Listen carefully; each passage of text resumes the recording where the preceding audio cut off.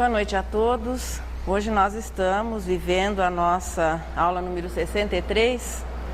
Haverá falsos cristos e falsos profetas. São 11 parágrafos, as habituais instruções de Kardec, mensagens de São Luís, de Erasto, de Luós, 3 evangelistas. Os textos aqui do Novo Testamento são de 3 evangelistas: Lucas, no capítulo 6, Mateus, capítulo 7, 24, e Marcos, no capítulo 13.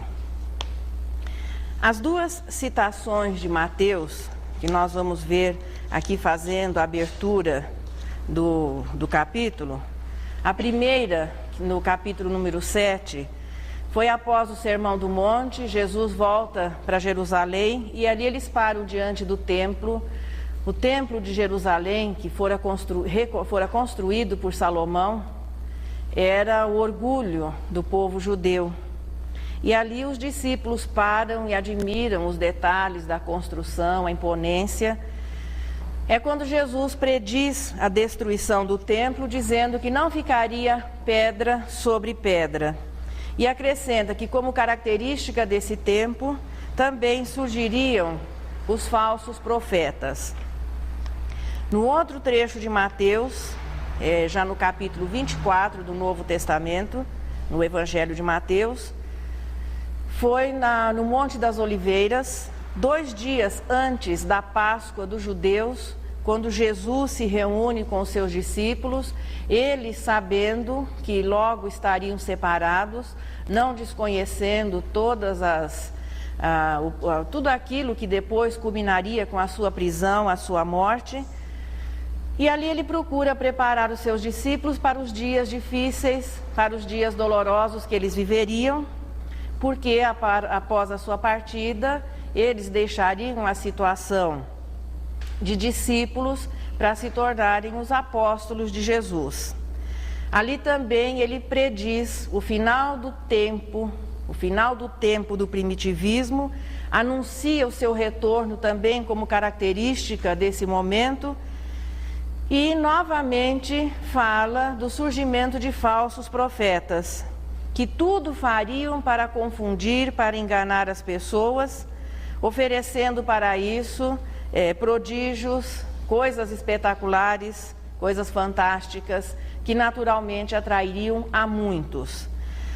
Guardai-vos dos falsos profetas, para quem estiver seguindo, é o texto número 2. Guardai-vos dos falsos profetas, que vêm ter convosco cobertos de peles de ovelha, e que por dentro são lobos vorazes. Conhecê-lo-eis pelos seus frutos. Podem colher-se uvas nos espinheiros ou figos nas sarças? Assim, toda árvore boa produz bons frutos, toda árvore má produz maus frutos. E de uma árvore má não se pode colher bons frutos. Toda árvore que não produz bons frutos será cortada e lançada ao fogo. Conhecê-lo-eis, pois, pelos seus frutos. Tende cuidado, aí agora é o outro trecho de Mateus e também de Marcos, para que alguém não vos seduza, porque muitos virão em meu nome dizendo, eu sou o Cristo, e seduzirão e enganarão a muitos. Levantar-se-ão muitos falsos profetas que seduzirão a muitas pessoas, porque abundará a iniquidade, a caridade de muitos esfriará. Mas aquele que perseverar até o fim se salvará. Então, se alguém vos disser, o Cristo está aqui ou está ali, não acrediteis absolutamente, porquanto falsos cristos e falsos profetas se levantarão, que farão grandes prodígios e coisas de espantar, a ponto de seduzirem, se fosse possível, aos próprios escolhidos. Um realce para esse final. Então Jesus diz que muitas pessoas se enganariam com aquilo que os falsos profetas apresentariam, mas que isso não atingiria aqueles que são os escolhidos. E nós já vimos no capítulo que trata de muitos os chamados e poucos os escolhidos, que ser escolhido não é uma questão de privilégio por ser ou não profitente de uma seita ou dessa ou daquela religião. O chamamento é a convocação à modificação, à melhora e ao trabalho. Habilitar-se a ser escolhido é um processo individual, vai depender do esforço que a pessoa faça, que a alma faça, por modificar o seu comportamento, por conseguir sublimar as suas imperfeições e habilitar-se, através do esforço, ao trabalho no bem. Portanto, não é uma questão de proteção, mas sim uma questão de empenho, de esforço próprio. E que estes não se deixariam enganar por aquilo que estes falsos profetas, que se apresentarão e se apresentam em nome de Deus, estariam oferecendo. O que é o final dos tempos a que Jesus se refere aqui no capítulo? Recordando um pouco daquilo que nós já vimos no Livro dos Espíritos e nessa sequência de mais de 20 capítulos do Evangelho, afinal de contas nós já temos mais de 80 horas de estudo sistematizado da doutrina espírita. Se considerarmos, veja, a primeira fase, os 15 minutinhos que sempre se acaba passando da hora, nós já estamos aí possivelmente com mais de 80 horas, o que de uma certa maneira é um saldo bem positivo. Existe, portanto, uma progressão natural nos indivíduos, nas almas, então há um progresso individual normal. De espírito imperfeito, que começa as suas primeiras expressões de racionalidade lá na classe dos espíritos impuros, nós vamos vivendo toda a sequência da jornada, passamos depois a bons espíritos até que se atinja a perfeição. Dependendo do progresso individual, é o progresso coletivo das humanidades. Então vamos também, os espíritos vão compondo humanidades através do que? Da afinidade estabelecida pela evolução moral. E as humanidades vão vivendo coletivamente as fases do primitivismo, de expiação e provas, regeneração, felizes, até que se atinja a situação de humanidade que já vive o que é ser um espírito celeste. A Terra também vive esse processo e nós estamos vivendo aqui uma sequência que teve o seu início no primitivismo. O cristianismo é a marca, nós poderíamos colocar, não que essa mudança seja feita assim de um dia para o outro, ou mudando o calendário, a modificação aconteça.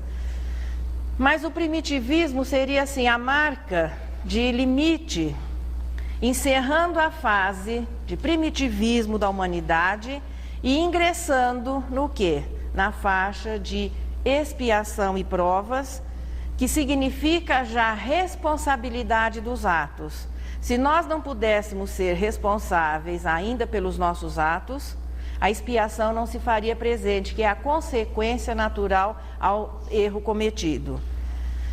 E a prova, que é aquilo que nos habilita a uma situação, a melhora. Então o espírito expia as suas faltas e vai também se colocando em prova. São as situações em que nós vamos testar aquilo que já conhecemos no laboratório da vida, vivendo as experiências.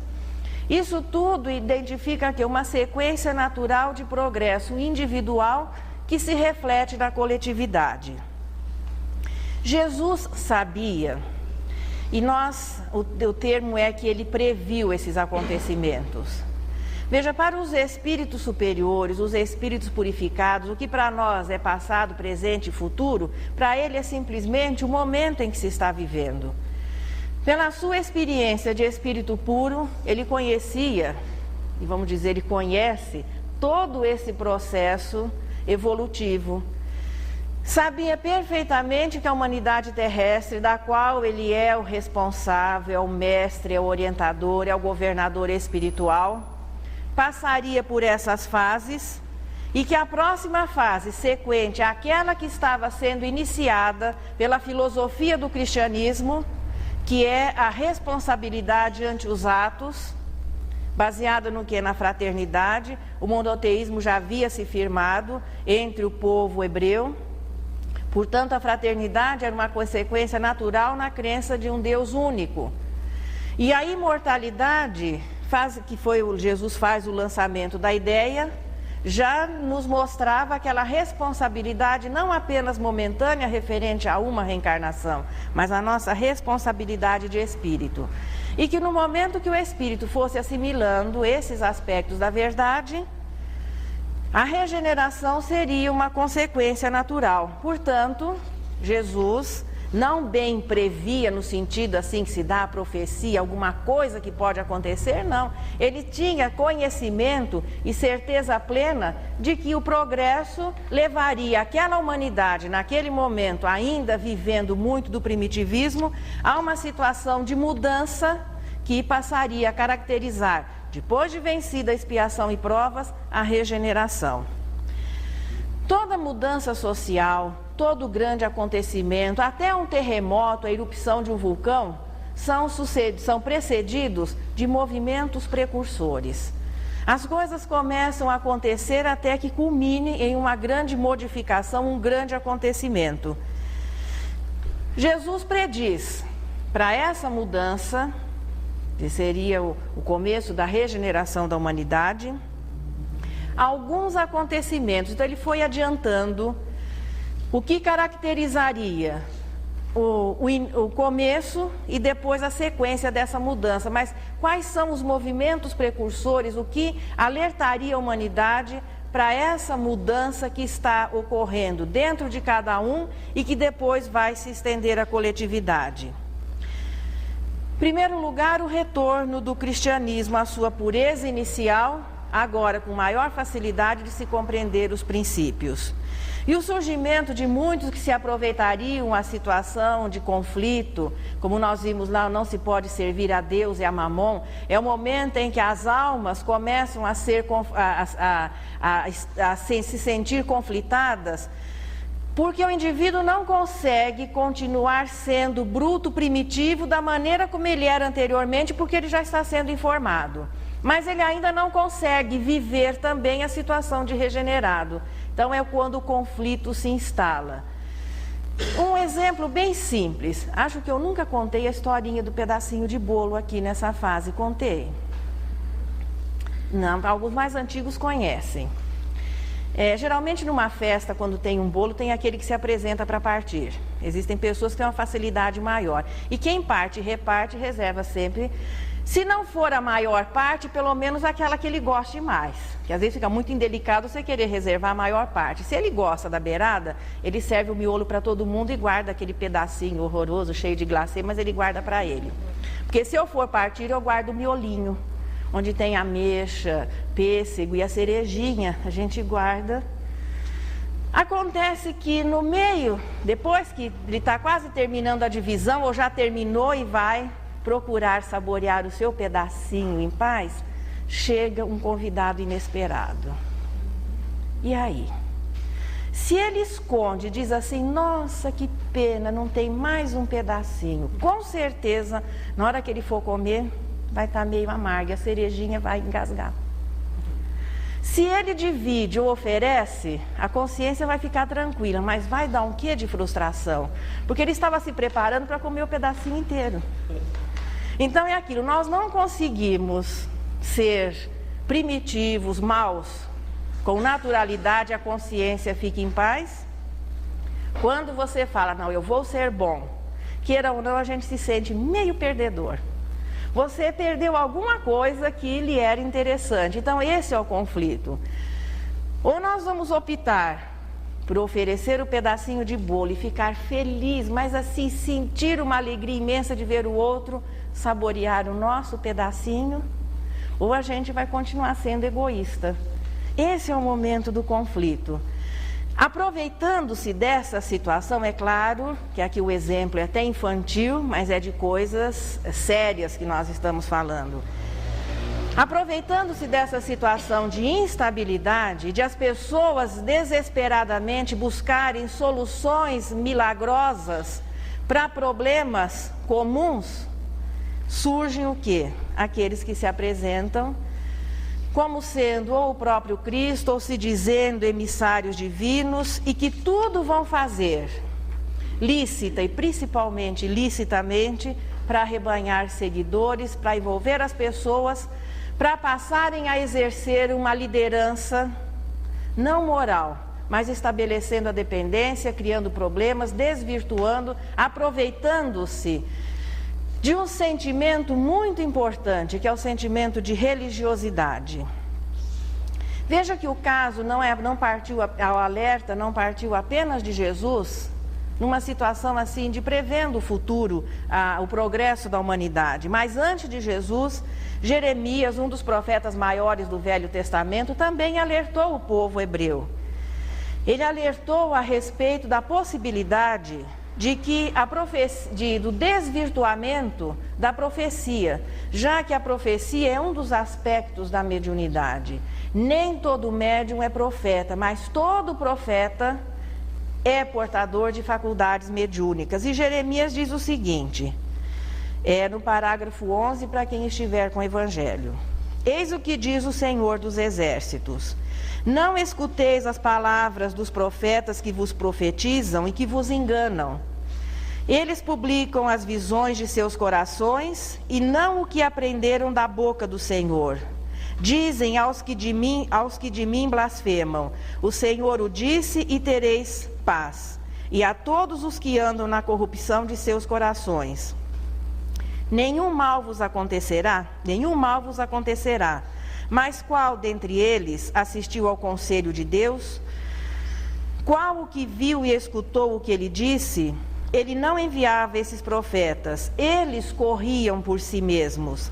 Eu absolutamente não lhes falava, eles profetizavam de suas cabeças. Eu ouvi o que disseram esses profetas, que profetizavam a mentira em meu nome, dizendo: sonhei, sonhei. É muito fácil, nós podemos dizer assim, em função das nossas imperfeições e pela nossa busca de facilidades para soluções de problemas comuns, normais. Então nós sonhamos, idealizamos, buscamos mesmo o extraordinário, o sobrenatural, o milagroso. E nós, em muitas pessoas e em muitas situações, parece que nós fazemos questão de que o nosso sentimento de religiosidade seja desrespeitado pelos enganadores, por aqueles que se aproveitam dessa disposição natural decorrente do nosso gosto pelas facilidades, daquela vontade assim de resolver as coisas sem muito esforço. E existem aqueles que vão se aproveitar. No fundo, esse problema é decorrente do quê? Do orgulho e da ociosidade, que ainda são características muito atuantes no espírito imperfeito. E é um material muito bom, é um ótimo material a ser explorado pelos mistificadores, sejam os encarnados e sejam os desencarnados. Jesus, como espírito purificado que era, as religiões, embora tenham tentado divinizar Jesus através de acontecimentos extraordinários ou de uma origem assim fora do normal, não conseguiram explicar à humanidade ou fazer a humanidade compreender o que é Jesus. Só para nós podermos assim fazer um cálculo, se a Terra tem por volta de 5 ou 10 bilhões de anos, segundo o que a ciência oferece, há 5 ou há 10 bilhões de anos, Jesus já era um espírito puro, desvinculado da necessidade de reencarnar para o seu progresso, em condições de assumir a direção, a orientação daquele planeta que se formava e que mais tarde também ali se desenvolveria, floresceria uma humanidade. Portanto, não existia nada que Jesus não tivesse já uma visão de como o futuro transcorreria.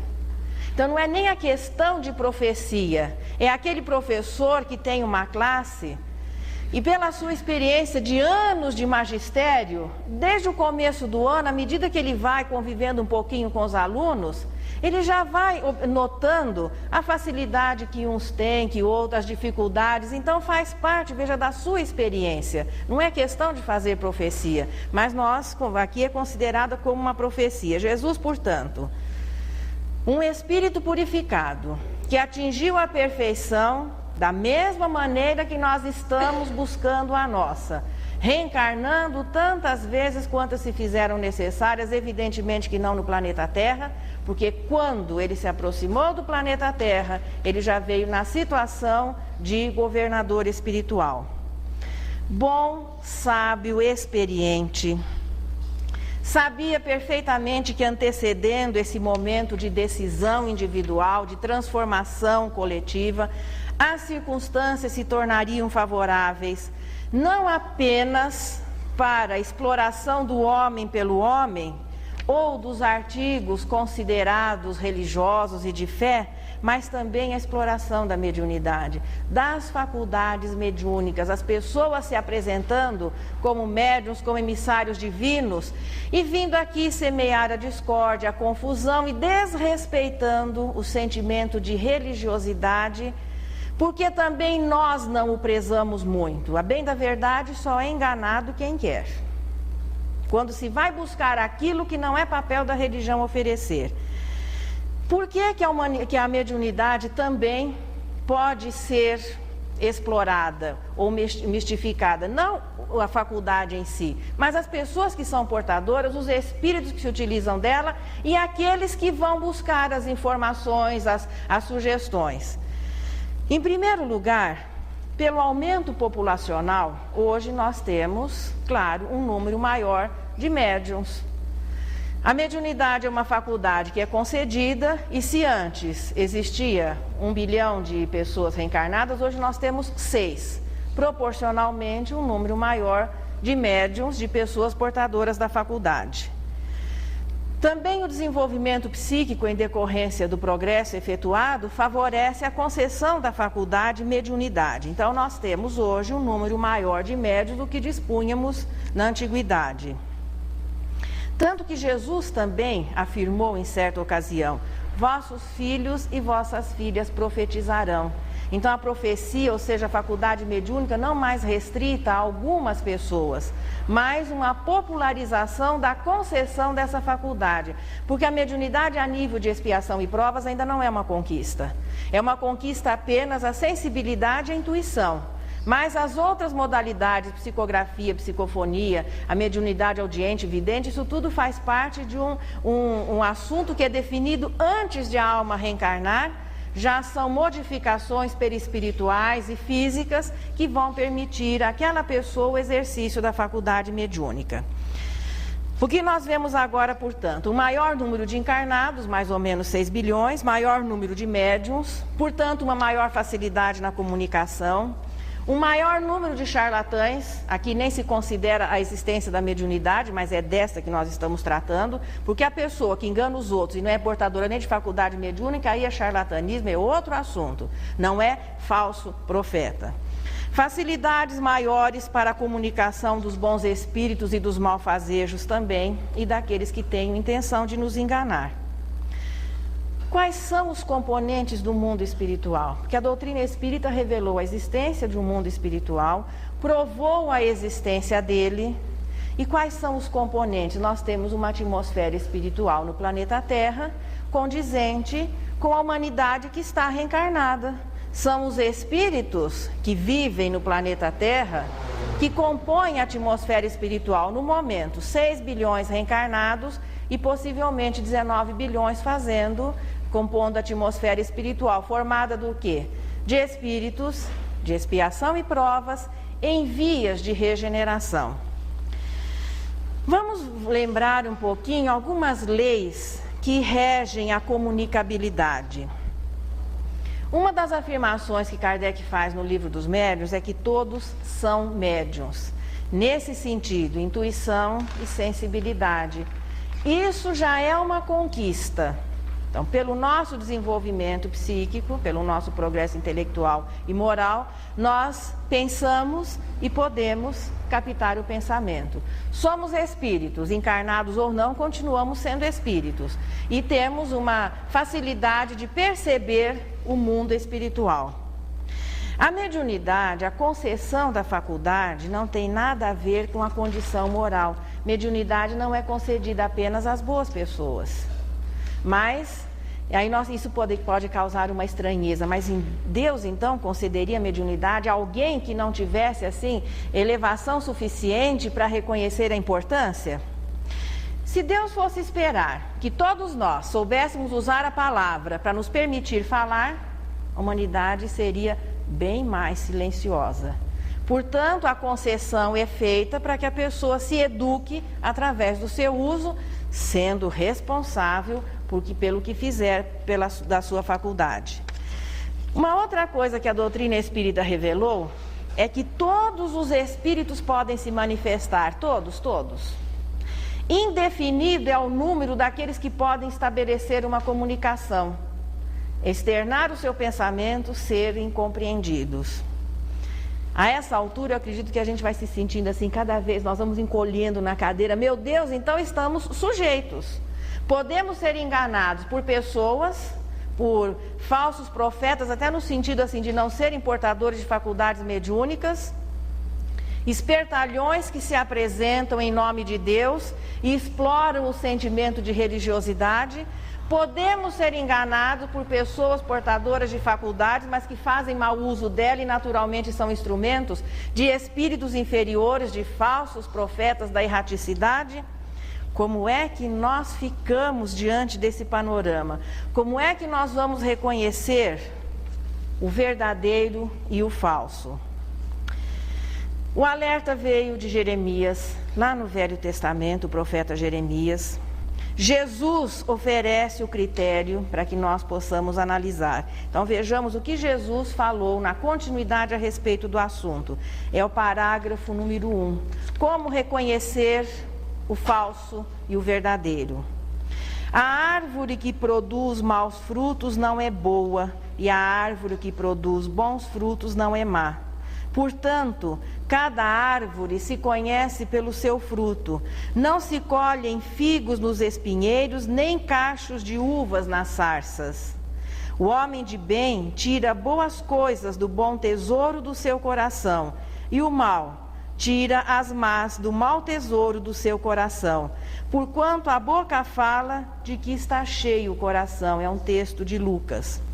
Mais tarde, João, o evangelista, também alertou a comunidade, de uma epístola, uma carta que ele enviou a uma comunidade cristã. Também ele alerta aquelas pessoas daquela comunidade, e o alerta ficou para a humanidade. Meus bem-amados, não creais em qualquer espírito, experimentai. É também importante guardar essa palavra no bolsinho da algibeira. Experimentai se os espíritos são de Deus, porquanto muitos falsos profetas se têm levantado no mundo. Parece que a questão é muito interessante, já que o alerta é iniciado no Velho Testamento. Jesus novamente afirma, João vem e reforça, volta ao assunto, e chega o momento de a doutrina espírita dar o seu parecer. Poderíamos dizer assim, fechando finalmente a questão. Foi o próprio Jesus que assegurou que os escolhidos, e aqui nós podemos traduzir por conscientes, estes não seriam enganados, nem pelas palavras, nem pelos prodígios, nem pelas promessas. Baixinho para que ninguém nos ouça, será? Que às vezes nós não nos sentimos tentados. Que tal uma consultinha? Será que alguém não poderia dar um palpite assim naquele negócio que está meio difícil? Por que é que os espíritos não vêm e trazem uma fórmula? Alguns anos atrás nós pedimos a fórmula contra o câncer. Hoje se pede contra a AIDS.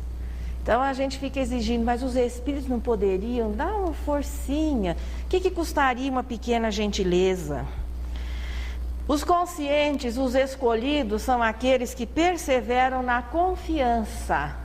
Ou nós confiamos que Deus existe, que a alma é imortal, que nós somos responsáveis pelos nossos atos, nós somos os construtores do nosso destino.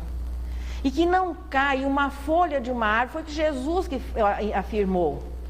Que não cai uma folha de uma árvore, imagine aquela semiperuna, né, com aquelas folhinhas bem miudinhas, sem que Deus autorize. É claro que nós não vamos imaginar Deus despachando para cada folhinha que vai cair.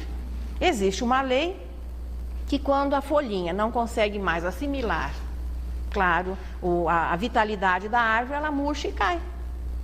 Mas isso é uma lei feita por quem? Por Deus. Então as pessoas que são conscientes têm essa certeza dentro de si. Todos nós temos um planejamento de vida. Nós podemos modificá-lo para melhor ou para pior. E que Deus não vai modificar as suas leis, desrespeitá-las, beneficiando a alguns, porque naturalmente ele estaria prejudicando a outros. Portanto, os conscientes são aqueles que perseveram no trabalho constante do dia a dia, no seu esforço do bem, conscientes que é Deus que criou e que mantém o universo, sem deslumbramentos desnecessários e sem temores, sem fundamentos. Vamos então selecionar os critérios para o reconhecimento do que é verdadeiro, que é o que mais interessa, que é o mais importante, porque aquilo que não for verdadeiro não vai se encaixar. Nós vamos assim procurar caracterizar, como tem a lição aqui, as características do verdadeiro profeta, e fazer como se fosse assim um gabarito. Muito simples. Esse é o gabarito da razão. O que não se ajustar, nós temos que deixar de lado. Então não é tão difícil esse reconhecimento. Esse gabarito, esses critérios são oferecidos pela doutrina espírita e apoiando-se naquilo que foi oferecido por Jesus, que já havia sido afirmado por Jeremias e que depois foi confirmado por João. Quais são as características do verdadeiro profeta, do verdadeiro missionário? Em primeiro lugar, que não estamos tratando aqui apenas da profecia. Todo profeta é portador de faculdades mediúnicas, mas nem todo médium é portador, veja, de uma especialização que lhe permita fazer prognósticos, adivinhações, desvendar o futuro. Profeta, portanto, no verdadeiro sentido da palavra, é alguém enviado por Deus com a missão de instruir os homens e revelar coisas ainda desconhecidas, agora grifado e entre aspas, do mundo espiritual. Não é para revelar os acontecimentos normais do mundo material, o futuro de cada um de nós, se vai chover, se não vai, se vai ganhar na loteria, essas coisas que geralmente as pessoas procuram nesse contato com o mundo espiritual. Tanto que, profetizando ou não, o verdadeiro é aquele que trabalha em nome de Deus, que é inspirado por Ele e que naturalmente, olha o aspecto também muito importante, exemplifica no bem. As características principais: sabedoria, humildade e caridade. São sempre pessoas adiantadas à sua época, tanto no conhecimento quanto no comportamento. Erasto sintetiza na sua mensagem dizendo o seguinte: os verdadeiros profetas se revelam por seus atos, são reconhecidos, ao passo que os falsos são aqueles que apresentam-se a si próprios, pleonasmo, mas fica bem assim, né? Apresentam-se a si próprios como enviados por Deus. É aquele que chega e já tira o cartãozinho. Profeta, enviado, missionário, resolve todos os problemas, garante para quem seguir as suas instruções um lugarzinho no céu, geralmente vende, custa bem caro. E o povo vai acreditando. Então é aquela especulação em nome de Deus.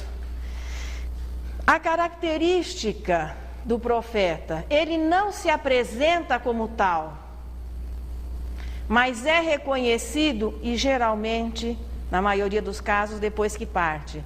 Aí nós notamos o vazio que fica, o quanto aquela pessoa produzia.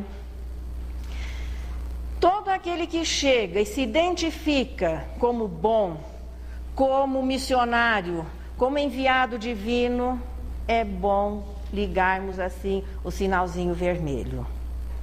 A característica principal, voltando novamente assim a reforçar, humildade, caridade e naturalmente o conhecimento. Tudo compondo assim harmoniosamente a personalidade do trabalhador de Jesus. E os prodígios que ele pode oferecer? Bom, pediram a Jesus.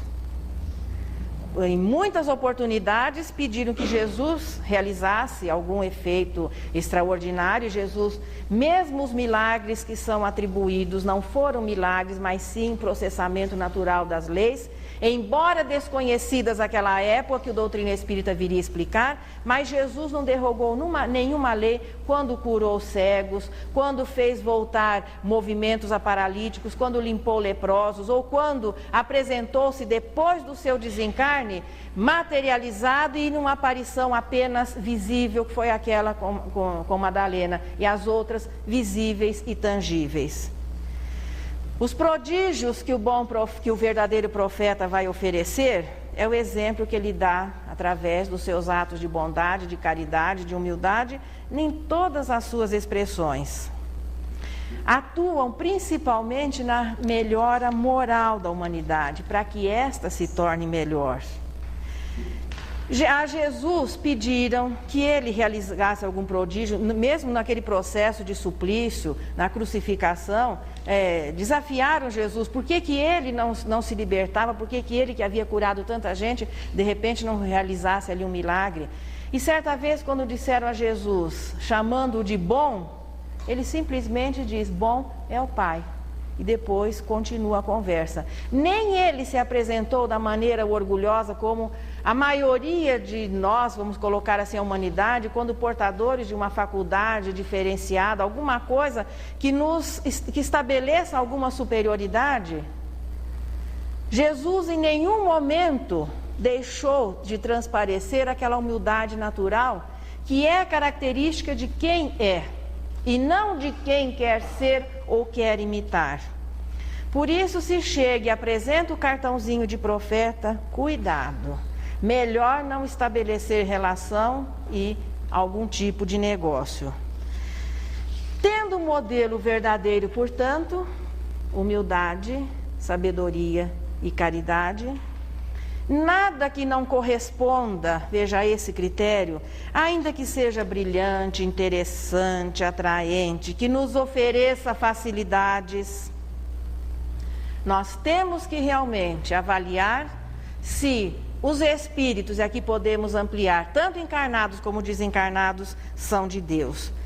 Por isso, só é enganado aquele que quer ser enganado e que está buscando, no trato com o mundo espiritual, soluções para problemas materiais, ou respaldo para a sua ociosidade, ou reforço para o orgulho. O falso sempre vai se preocupar em impressionar, porque o falso, claro, é uma cópia imperfeita do verdadeiro. Se existe o falso profeta, porque há um reconhecimento que o verdadeiro existe.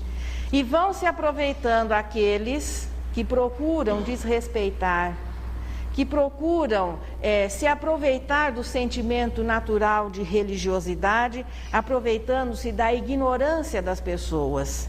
Em todos os tempos, homens houve que exploraram em proveito de suas ambições, de seus interesses e do seu anseio de dominação, certo conhecimento que possuíam, a fim de alcançarem o prestígio de um pseudo-poder sobre-humano ou de uma pretensa missão divina. É o que o Evangelho nos informa.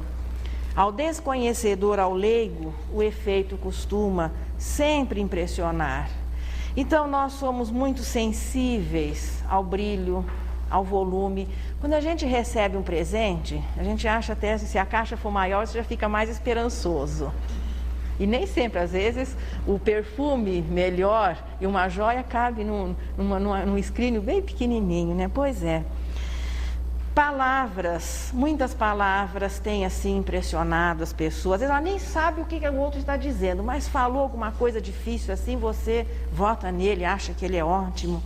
Revelações então extraordinárias sobre o futuro, aquele jeitinho assim, sabe, olha, você esteve num lugar assim, nossa, alguém descreve, olha, na sua casa tem um vaso do lado direito da porta, você olha, mas esse é o verdadeiro.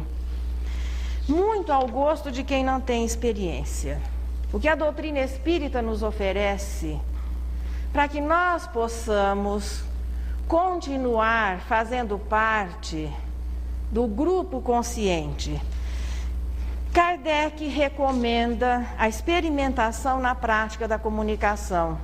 Voltando lá ao texto de João, experimentai se os espíritos são de Deus. Os bons não vão se aborrecer se notarem que nós estamos fazendo uma avaliação. Se tanto o profeta como o espírito se aborrecerem, não se está perdendo nada. Bem, porque o primeiro mandamento na mediunidade, tanto para espírito como para médium, é a humildade.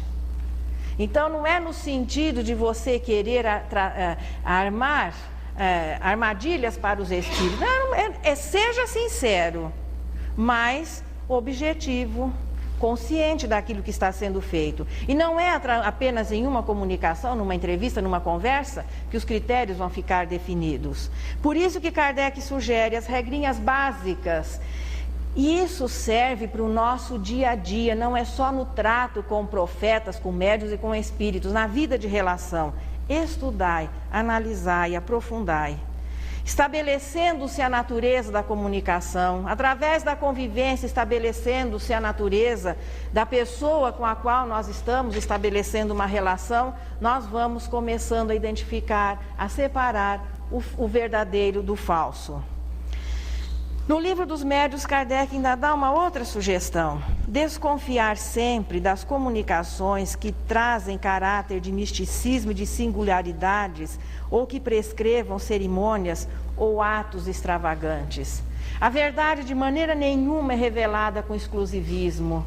É aquela coisa, não, isso aqui é uma sociedade secreta, ou você foi o médium escolhido para a grande revelação que vai transformar a humanidade, e vem aquelas assinaturas pomposas, nomes conhecidos que tenham deixado aqui, muitas vezes, folhas de trabalho digno, mas que aquilo que é apresentado não corresponde com aquela identidade que está sendo sugerida. Médiuns e espíritos que se apresentam como infalíveis.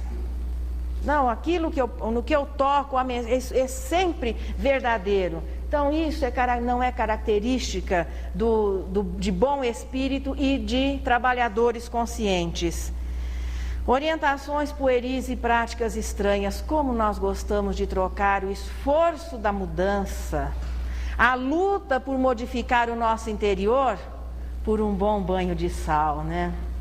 Bem mais fácil. Pode até tirar a dorzinha muscular e outras coisas, mas não resolve nadinha para o espírito. Como nós gostamos de coisas que se podem ser compradas, conseguidas, que não custam o nosso esforço, e nós, ao invés, nos iludimos porque queremos. Porque se coisas materiais resolvessem problemas de alma, de sofrimento, digamos assim, que as pessoas que têm facilidade, se é para tomar banho, ele enche a piscina. Então os que têm recursos não teriam nenhum tipo de problema. Se as coisas exteriores resolvessem, se não tem no Brasil, busca onde for. Mas o que nós sentimos é que os problemas existem em todas as camadas sociais. Mas nós preferimos nos enganar com essas infantilidades. Como é que vamos nos colocar a salvo? Voltando lá naquele início, a mediunidade hoje se popularizou, o maior número de pessoas existem que são intérpretes dos espíritos. Espíritos existem em todas as condições morais, todos podem se manifestar, todos podem se comunicar. Além disso, existem os exploradores por conta própria, que independentemente de portadores de faculdades mediúnicas, também engrossam as fileiras dos falsos profetas, investindo no desrespeito ao sentimento de religiosidade, E nós continuamos sendo vítimas, não indefesas, porque queremos. Porque é mais cômodo, muitas vezes, acreditar no milagre do que buscar a melhora no esforço da realização. Como é que nós vamos nos colocar a salvo? Em primeiro lugar, precisamos querer. Segundo, estudando é o conhecimento. É conhecendo o ofício. Se a pessoa não conhece joias, é melhor ele não ser comprador de uma firma de joias. Se ele não conhece um sistema de panificação, é melhor ele não investir nisso. Então é conhecer o ofício, conhecer a teoria e depois viver a instrução, viver aquilo que se sabe, é isso que vai nos dar o respaldo moral. Não que já que consigamos ser bons de um dia para o outro, mas o esforço já é considerado, já é respeitado. Jesus afirmou que os incautos poderiam ser enganados, mas não os escolhidos. E nós temos que voltar outra vez, não é a escolha do privilégio, mas é a conquista do direito de ser escolhido pelo esforço que se vai realizar. E ainda foi Jesus que afirmou que apenas lobos caem nas armadilhas de lobos. Aquele que não tem dentro de si a imperfeição que leva ao interesse, que a imperfeição do orgulho e da ociosidade, esse não é presa fácil de quem vem oferecendo o quê? Facilidades. Quem busca na convivência com o mundo espiritual aquilo que não é dever ou responsabilidade do mundo espiritual oferecer, qual é o dever e a responsabilidade dos bons espíritos? Oferecer a instrução que promove o crescimento do indivíduo. Quem busca isso não vai ser enganado, porque a verdade nunca vai poder ser substituída pela mentira. Então, quem busca o verdadeiro não vai se enganar. Em nenhum momento, aí nós temos que voltar lá nos exemplos de Jesus, em nenhum momento Jesus ofereceu facilidades aos seus seguidores, muito pelo contrário. Quantas e quantas passagens que as pessoas, os seus discípulos, procuravam conversar e Jesus mostrava para eles a realidade, que muitas vezes eles seriam expulsos da cidade, que eles conviveriam com as dificuldades. Mesmo nessa última conversa, ele faz assim uma geral do que seria o trabalho deles, mas promete o quê? É quando Pedro, naquele momento, depois da conversa com o moço rico, então Pedro ouviu Jesus conversando com o moço rico, Jesus depois fala das facilidades das riquezas. Pedro, eu acredito assim que Pedro representou entre os discípulos essa fase que nós vivemos agora aqui na humanidade, aquela vontade de ser bom, a consciência da necessidade, mas muitas vezes vivendo lutas interiores. Então Pedro ouve tudo aquilo que ele diz para o moço rico, Jesus depois discorre sobre as facilidades que as riquezas acabam fazendo com que o espírito se corrompa mais facilmente, não é o bem material, mas a maneira como se vive a facilidade. Aí Pedro pergunta, e nós que te seguimos, o que é que nós vamos receber? Jesus não prometeu para Pedro facilidade, longa vida, saúde, dinheiro, família tranquila, não, ele prometeu a vida eterna. O que é a vida eterna? A perfeição. Porque quem segue Jesus, quem vive as leis divinas, quem se esforça, quem trabalha, naturalmente vai atingir, pelo esforço próprio, a perfeição, mais depressa do que aquele que não se esforça, porque o progresso é uma lei. Todos nós atingiremos sim. Então, qual é a vantagem de ser consciente hoje? É não continuar, eu digo assim, patinando tanto nas reencarnações inferiores que nós estamos vivendo, e assim nós vamos eliminando o sofrimento, nós vamos nos desvinculando das reencarnações tão atribuladas, tão dolorosas, podendo viver com maior facilidade, não no descanso, na ociosidade, mas no trabalho consciente com Jesus e principalmente, que é outro aspecto agora, fazendo o fechamento. Até aqui nós falamos muito de os outros serem falsos profetas. Mas é muito doloroso quando nós, invigilantemente, nos tornamos um falso profeta. Então, quem realmente assume um compromisso com Jesus, se esforça estudando e batalhando, trabalhando, vivendo aquilo que aprende, não vai incorrer no erro doloroso de ser um explorador do sentimento da religiosidade alheia. Na próxima semana nós estaremos vendo o que mesmo? Quem está com o Evangelho na sequência? Não separeis o que Deus juntou? Mas nós já não vimos aqui? Então tudo bem, não separeis o que Deus juntou. Que é sempre importante no nosso dia, presença de Jesus, é o nome da poesia. O Darwin fazendo a secretaria. É aquele momento assim de elevação, que é a prece, para que nós possamos nos preparar para o passe, aqueles que tenham necessidade, que nós possamos nos sentir assim mais sensíveis e acessíveis aos pensamentos dos bons espíritos. É o nosso momento de prece e Maria Dolores vai preparando o ambiente dizendo o seguinte: afirmas muita vez, alma querida, em fervorosa prece: quero, Jesus, servir e cooperar contigo. Ah, Senhor, se eu pudesse. Depois declaras-te sem forças. Pensa, entretanto, nisto. Podes ser, hoje mesmo, onde estiveres, a sublime extensão da bondade do Cristo. Fita a sobra da mesa que te ampara. Utilizando um pão simples, embora, consegues replantar as flores da alegria na penúria que chora.